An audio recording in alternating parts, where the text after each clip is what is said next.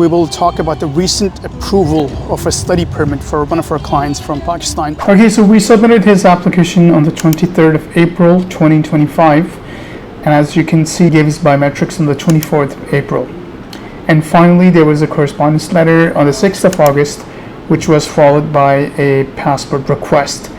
So from 23rd of April up till 6th of August, this is how much time it took him to have his study permit application approved from Pakistan. So in this video, I will walk you through each and every essential stage of the study permit application while explaining how we did it for one of our clients here. And this will help you to put forward your study permit application. Another important aspect of the study permit application is your provincial attestation letter.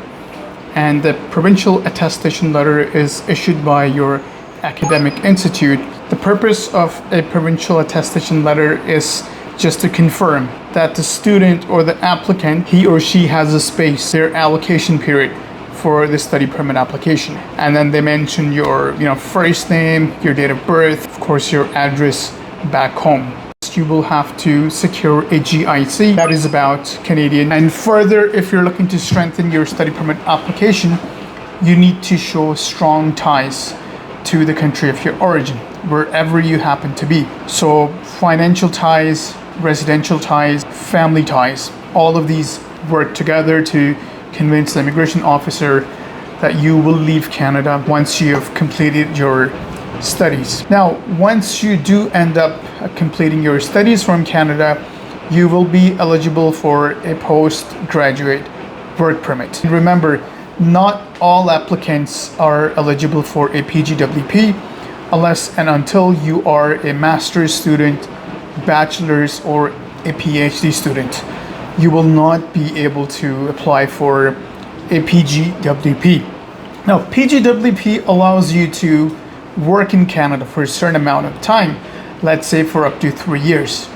Now, once you've racked up work experience in Canada for about 3 years, now there is a possibility that the Canadian government will want to give you a smooth transition into Canada that will allow you to settle in Canada as a permanent resident. Again, it comes with its pros and cons. It's not walk in the park. You need to apply through express entry. Your profession has to be in demand.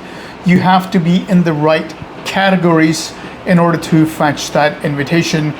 And then of course, if you are given an invitation from IRCC, you will be able to apply for your PR application. So anyways, if you're someone who's looking to study in Canada and you're not sure where to start, you can book an appointment with me. I'm a licensed Canadian immigration consultant based in Toronto, Canada. We can either have a meeting in my office in Mississauga, or we can also hold a session over Zoom. And we will help you not only on the immigration side of the application. Yes, we do help you secure an admission free of cost. Once you've secured your admission, that's when our expertise will come in as your representatives on your study permit application. Anyways, so book an appointment, let's talk, and let's get you over to Canada for your study permit application.